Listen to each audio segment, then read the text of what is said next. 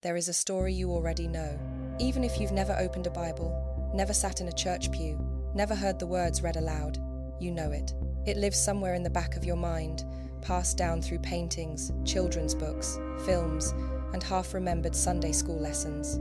The story of the flood, the ark, the man who built it, the world that drowned. It begins with corruption. The earth, according to the book of Genesis, had become wicked. Violence filled the land. Humanity had strayed so far from goodness that God regretted having made them at all. And so a decision was made. The world would be washed clean, the waters would rise, and everything that breathed would be swept away.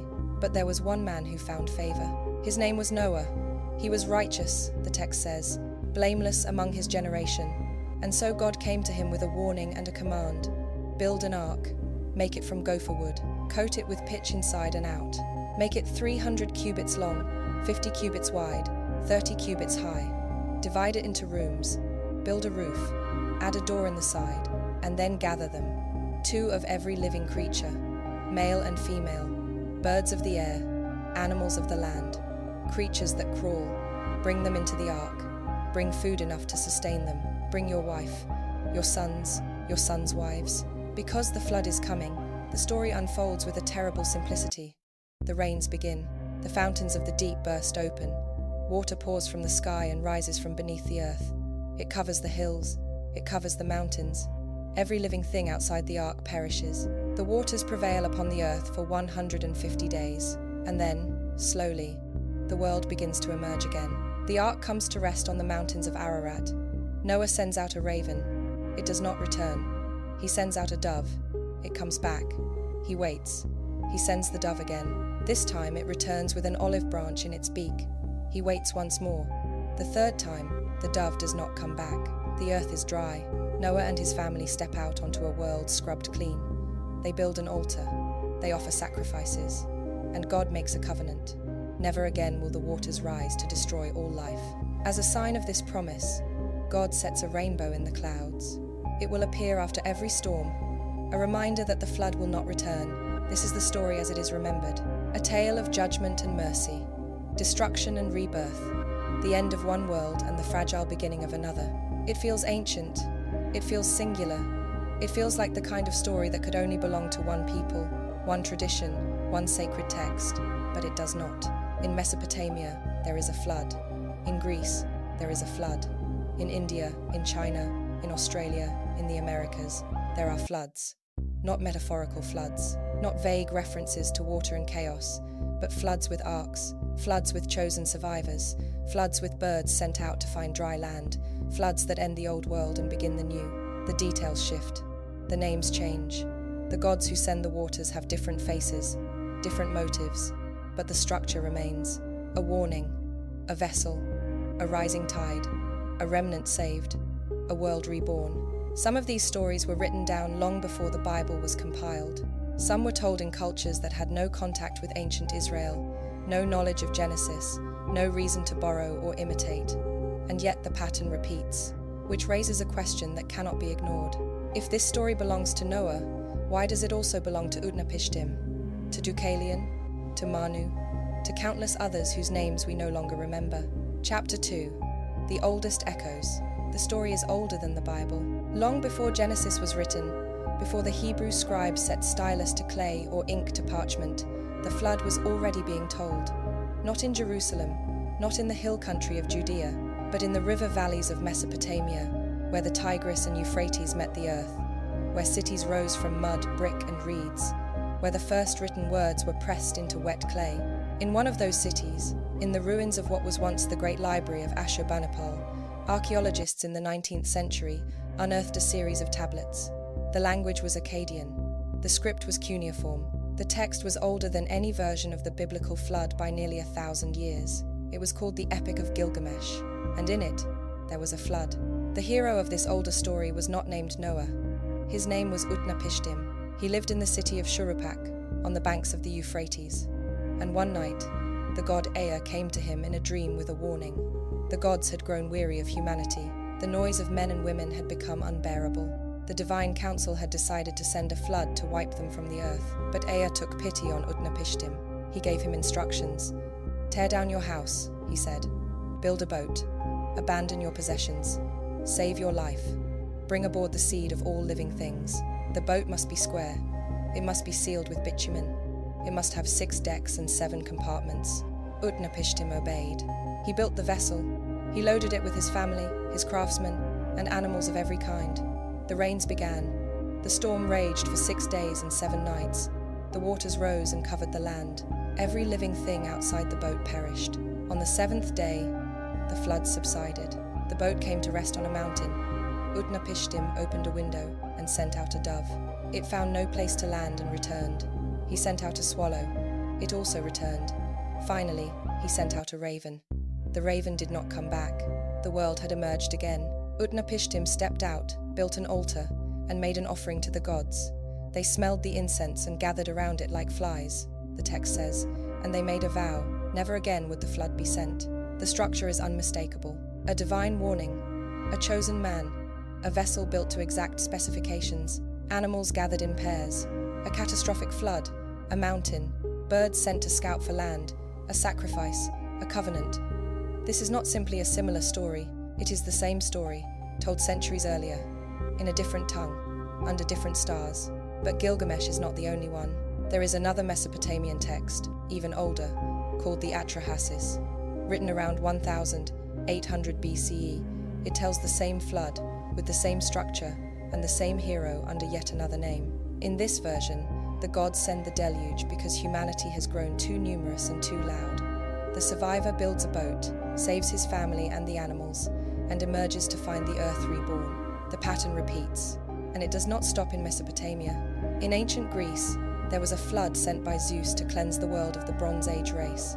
The survivor was named Deucalion. He built a chest, a floating box, and took refuge inside with his wife Pyrrha.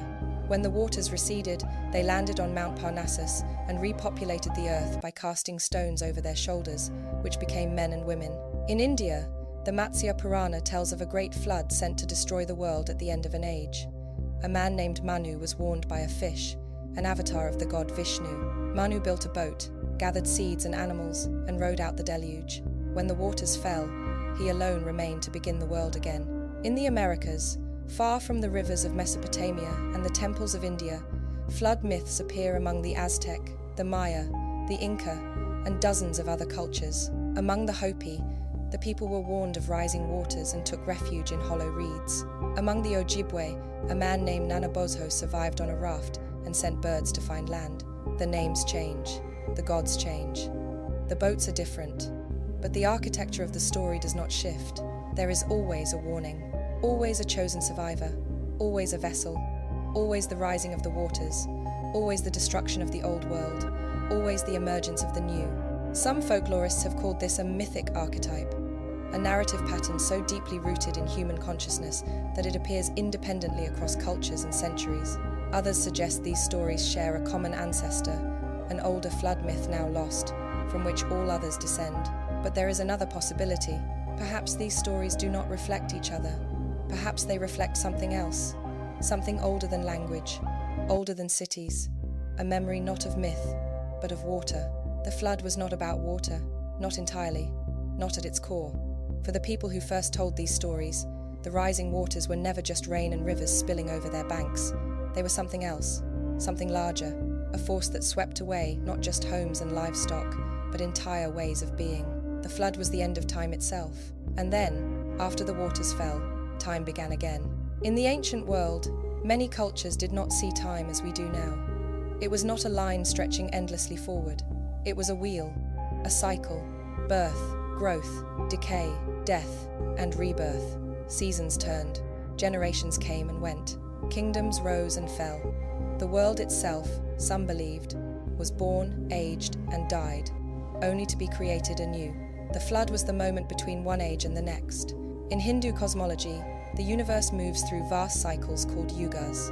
At the end of each cycle, the world is destroyed so that it can be remade.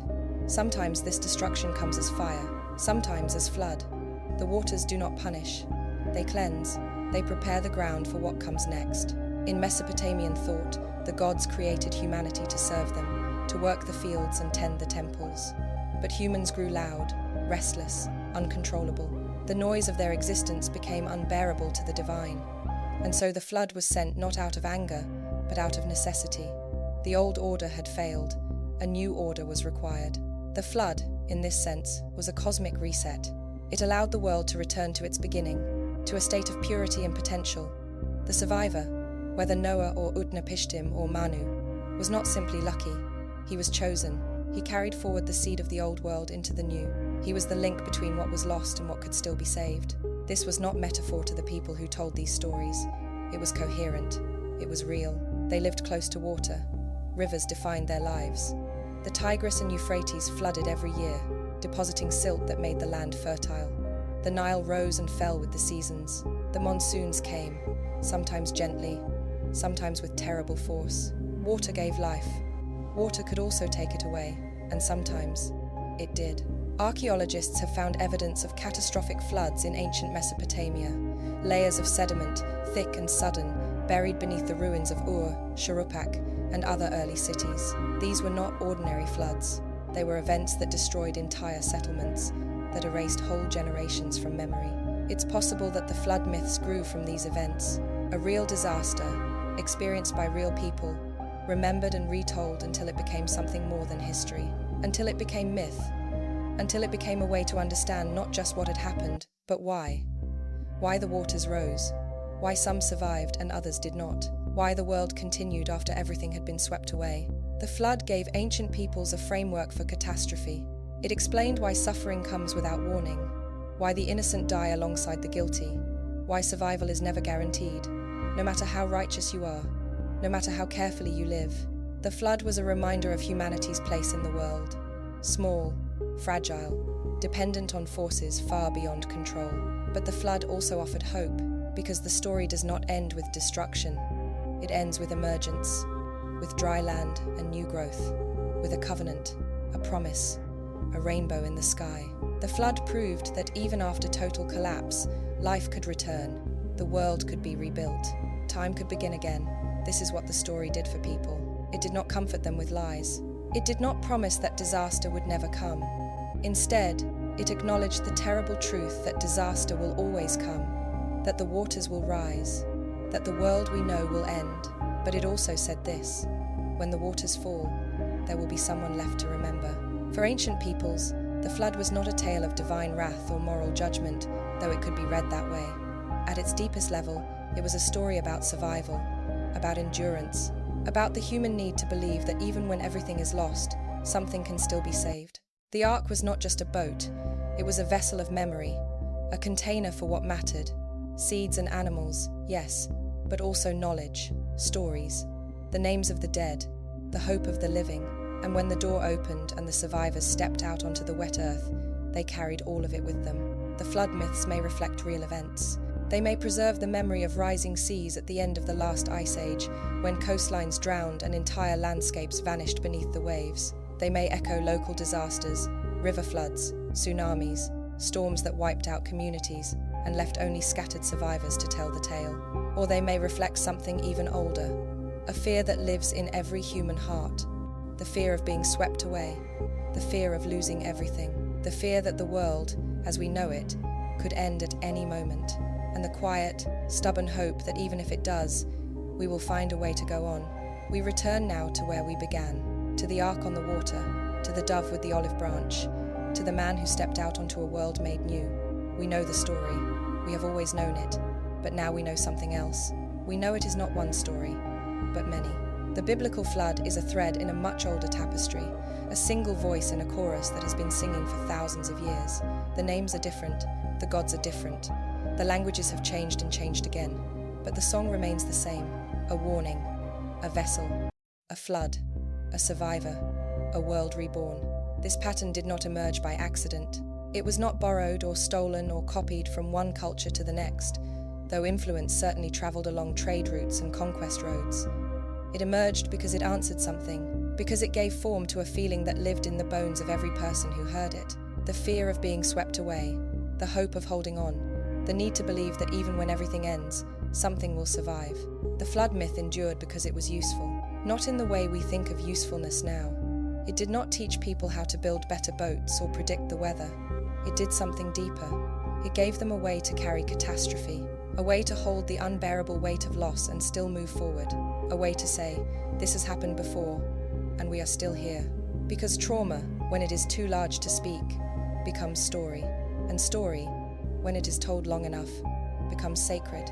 We do not know if there was ever a single great flood that inspired all these myths. Some researchers believe the stories preserve the memory of the end of the last ice age, when glaciers melted and sea levels rose, swallowing coastlines and river valleys across the world. Others point to the Black Sea, which may have been a freshwater lake until rising Mediterranean waters broke through the land barrier and flooded it in a matter of days. Still others suggest the myths reflect not one event, but many, local disasters that were remembered, mythologized, and woven into a larger narrative framework. The truth is, we cannot know. What we can know is this: the people who told these stories believed them, not in the way we believe facts or data, but in the way we believe in gravity, in the inevitability of seasons, in the certainty that what has happened before will happen again. They believed the world could end, and they believed it could begin again. The flood myth is not about whether a man named Noah really lived, or whether an ark really floated, or whether animals really lined up 2 by 2. It is about what happens when the foundations of the world give way, when the water rises and there is nowhere left to run, when everything you built, everything you knew, everything you loved is pulled under and lost. The myth says, even then, you do not have to disappear. You build something, you gather what you can, you hold on, and when the water falls, you step out and begin again. This is what the story has always been about. Not judgment, not punishment, not divine anger or moral lessons. At its core, the flood is a story about survival, about memory, about the human need to pass something forward, even when the world seems determined to erase us. We tell the story because our ancestors told it, and they told it because their ancestors told it. And somewhere, far back in the chain of voices, someone stood on wet ground and looked at the ruins of what had been and decided it was worth remembering, worth preserving, worth passing on. The flood lives in us now, whether we believe in it or not. It lives in the language we use when we talk about being overwhelmed, about weathering the storm, about keeping our heads above water. It lives in the way we build, the way we prepare, the way we fear. It lives in the stories we tell our children about arks and animals and rainbows, because we want them to know that the world is dangerous, but not hopeless. That catastrophe comes, but it does not have to be the end. The flood myth is not history. It is something older than history. It is the memory of what it feels like to lose everything and still go on. The memory of standing in the wreckage and deciding to rebuild. The memory of sending out the dove again and again until it finally does not return, because that is the moment the flood ends, not when the water falls, but when the dove does not come back, when the world, at last, is ready to be lived in again. We do not know if the flood happened. We may never know. But we know this: people have always feared it, people have always survived it, and people have always remembered. And perhaps that is the only truth the story ever needed to hold.